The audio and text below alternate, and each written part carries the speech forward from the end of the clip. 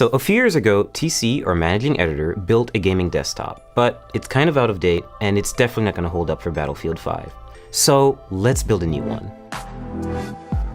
You can build a gaming desktop for around $1,000, but I want to go all out, so I spent around $2,000.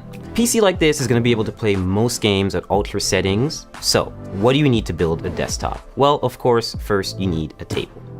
Preferably not metal. If it's going to be metal, have an anti-static working surface layered on top of it, a thermal paste applicator, an Allen wrench, some tweezers to tighten up the wires, a Swiss Army knife which hopefully has a Phillips head screwdriver in it, and last but not least, an anti-static bracelet, which is to protect you and the parts. These are the parts you're gonna need, but more importantly, before we get there, we need to understand what these parts are doing and how they interact with one another. To better understand the parts that make up a desktop, let's try to understand them individually. The processor is like the computer's brain, a base of calculations that control everything the computer does. The motherboard is like the foundation, serving as a main structure for all other parts to be added to. It also allows the other parts to communicate with one another, which also makes it kind of like a nervous system. Graphics cards are responsible for rendering and processing visuals into what you see on screen.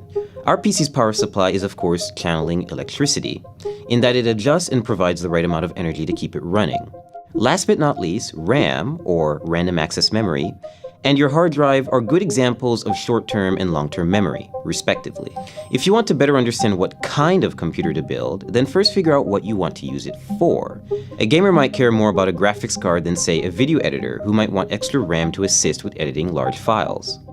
If you're building a budget build for video streaming, say under $1,000, you want to focus on parts, like a Core i5 or Core i3 processor, that require less energy. They'll be less powerful, but then you'll be able to scale back the cost of several other parts. And if you need help choosing the right parts for your build, there are sites like PCPartPicker.com that help show presets for which parts fit together, which sort of part conflicts you might have, and where to find deals on new parts. We have a lot of boxes and a lot of PC parts, so it's best if you unbox them, isolate the parts that you really need, place items into the case, and make sure that they all fit, and then start working. And now we're really going to start building by adding the motherboard in. Some notes about installing motherboards: they're really delicate, you should be really careful with them, and screw in with confidence, but also don't screw in too hard, otherwise you could crack the board. I chose Asus's Z370 motherboard for two main reasons. One, it has built-in Wi-Fi and Bluetooth, and also it has support for NVMe SSDs, meaning you can get really fast SSDs that are really easy to install. Pay close attention to the brace that goes at the back of the computer. You always have to make sure that you really hammer it in, because there's no screw, it really just has to go outside of the case and clasp onto the frame. And this is very important because otherwise you can't align the motherboard correctly with the holes. We're just going to start installing all 8 screws. So next we're going to install the RAM on the motherboard. I chose Corsair's 16GB Vengeance LED RAM for two main reasons. One, it has LEDs and we do like lights in our gaming desktops. Secondly, it's pretty fast RAM. It's 2666 megahertz, I believe, so it's pretty fast, and this motherboard supports that speed, which is most important. Open the slots first, and just aligning the stick with the middle of the strip, not with the end, and just lining that up with the logo. So once you hear that solid clasp and you don't see the gold connectors on the side anymore, that's when you know the RAM is in. Step 3, we're going to install the hard drive, or in this case, the NVMe SSD. I chose this format of solid state drive so that I could input it into the motherboard without having to worry about extra wires or putting it in a separate part of the case and just getting really messy. This is from Kingston, and it's 480 gigabytes, so it's not a lot, but you can always upgrade this and swap it out, and it's only held down by one screw and the latch, so it's really simple and really straightforward. Speed for gaming is important when it comes to a hard drive. You want files to write quickly and you want games to load quickly, so that's why it's best if you use an SSD. Okay, so step 4, we're going to install the graphics card. I chose PNY's GTX 1080, which is overclocked, and so it's a pretty easy installation. You're just going to find the gold connectors, and you're going to line this bracket with the back end bracket of your PC case. Now, which lane you choose depends entirely on what other parts you're going to put in the system. I'm just going to pick the top one because the SSD is at the bottom and I don't want to cover it. I just think it looks nice. Click down. Take your remaining brackets and just put them in the spots that you haven't used. You don't have to screw these in. They get bolted down by the back-end bracket. And your GPU is installed. Power supply time. I chose Corsair's 850 watt power supply because I need enough headroom for ray tracing GPUs when they come out, and I don't want to have to upgrade it again.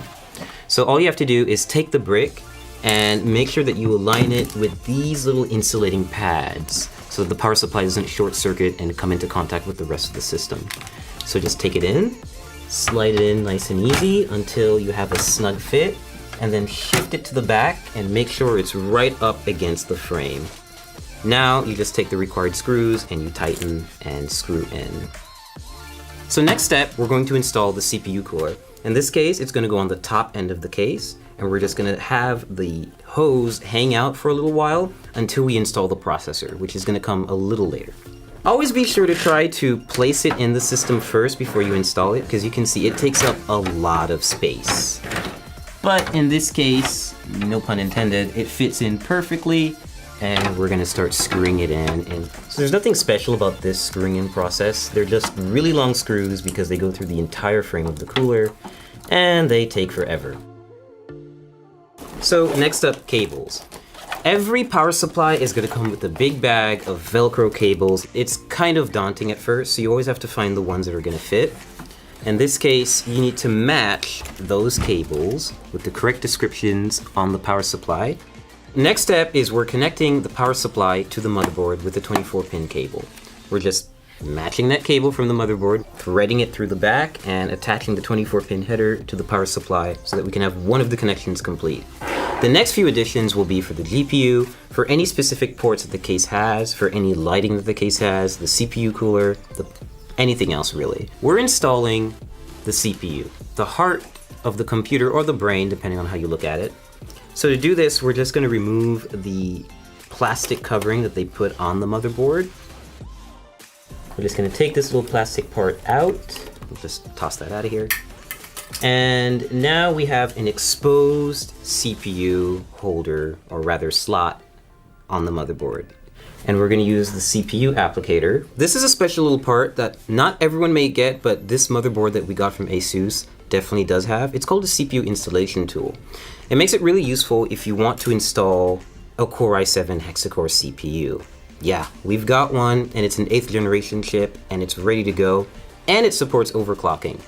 So what having this little installer does for you is it's basically a brace that you can apply right to the CPU and light it up with the triangles that you'll see on the bottom left corners. And this will make it easier for us to apply it to the motherboard and then apply thermal paste and then apply a CPU cooler on top. And we're just gonna carefully lean it down into the system and make sure that everything lines up, and we're gonna clasp down on it and we'll be good to go. So we're about to apply thermal paste to the CPU. Every CPU cooler actually comes with a bit of thermal paste already neatly applied in a circle around it, but it's usually not enough. It's good, essentially PC building practice to have a little bit extra and layer it on top of the CPU. The final portion is to add the CPU cooler to the top end of the processor. So you're gonna see that there are 4 brackets, or rather like screws in here with brackets and holders right here.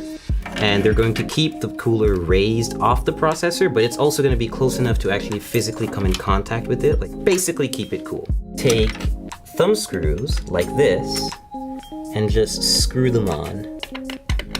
So now that our internals are done, we're gonna put all the panels back on, which is the top glass, side glass, front glass, and of course the back panel where all of this fun stuff is happening.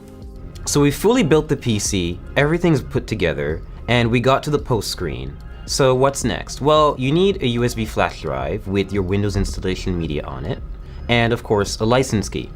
So I plugged that up, installed Windows in a couple of minutes, installed a bunch of drivers, and now we have a fully functioning gaming PC ready to run some games. Right now I've got Arma 3 running at maximum settings, native resolution, which is 1080p HD, and it's running pretty smoothly. Like, I'm averaging 70 and 80 FPS, and this is normally like a very intensive game to run, and it's still doing a pretty good job.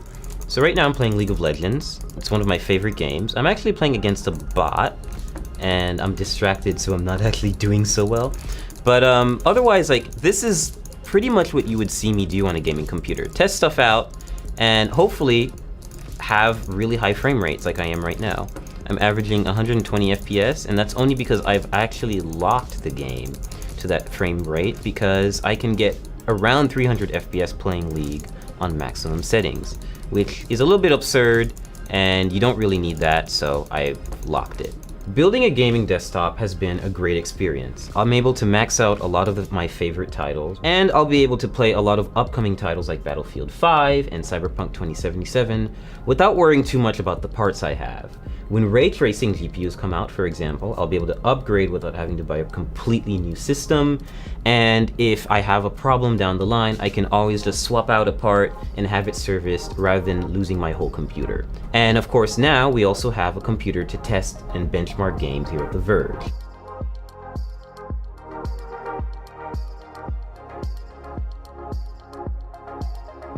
Thanks for watching. Let me know if you've built a computer before yourself, or how you would spend $2,000 on your own build. I'm really interested in seeing what sort of parts you guys would get. And don't forget to like this video and subscribe to The Verge if you haven't already.